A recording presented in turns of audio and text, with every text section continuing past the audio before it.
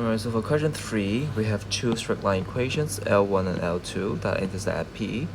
And L1 and L2 is actually cut the x-axis at A and B respectively. So we can just draw the diagram to illustrate what's happened. So this is going to be L1, this is going to be L2. So it's intersect at point P. And where's A and B? This is the intersection, the x intersection, so that's going to be A. This is the intersection of L2, that's going to be B. So it's actually just a graph that illustrates what's happened. It's maybe not correct. Okay?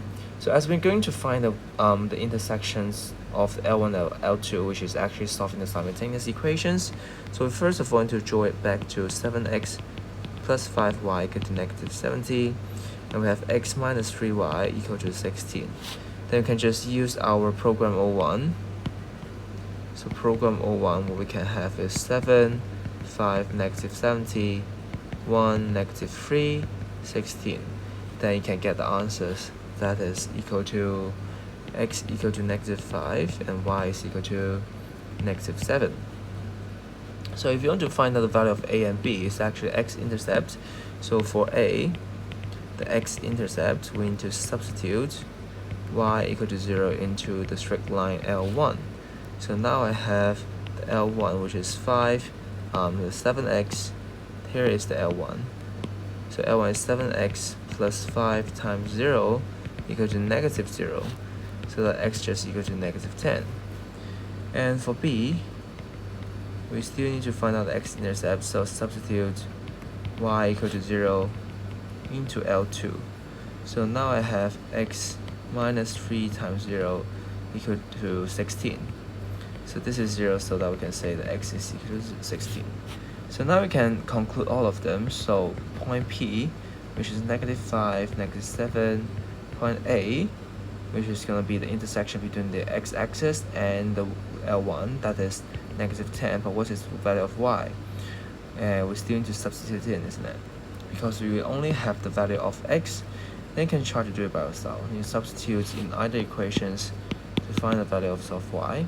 So similarly for the coordinates of b, it's actually x should be equal to x is giving you 16, so you substitute into your equation here or the equation here to find the value of y.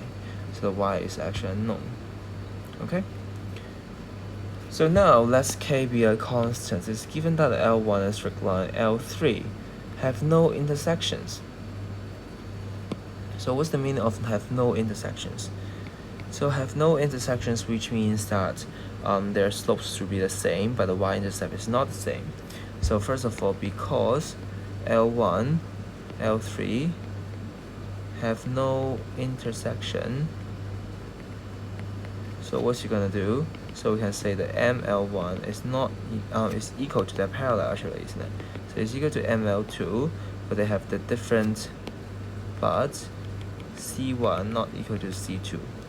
Okay, so now we're trying to find out what is the slope, because they're saying that the slope is the same. So for L1, the ML1 is equal to what? We need to change it back to y equal to mx plus c first, isn't it? So I have 7x plus 5y equal to negative 70. So make y be the subject, we have negative 70 minus 7x divided by 5.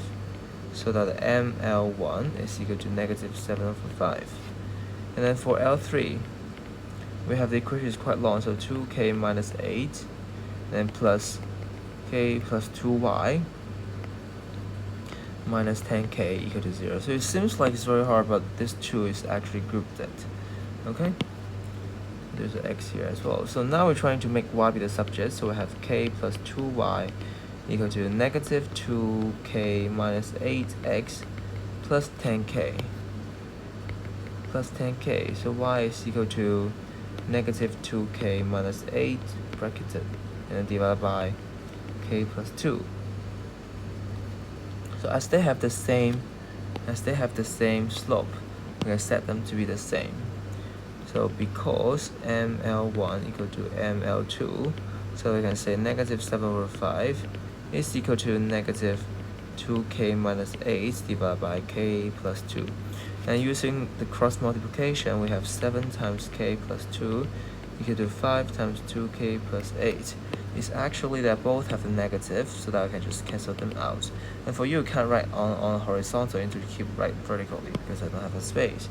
Now I expand the bracket, then we have 7k plus 14 equal to 10k minus 40, so that's negative 17.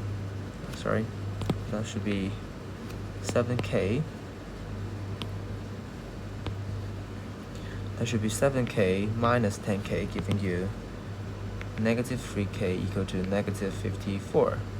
So that we have the k is equal to 18. So y is positive again because originally it's negative, but now it's changed to two negatives divided by each other, giving you positive. Okay, so k should be equal to 18.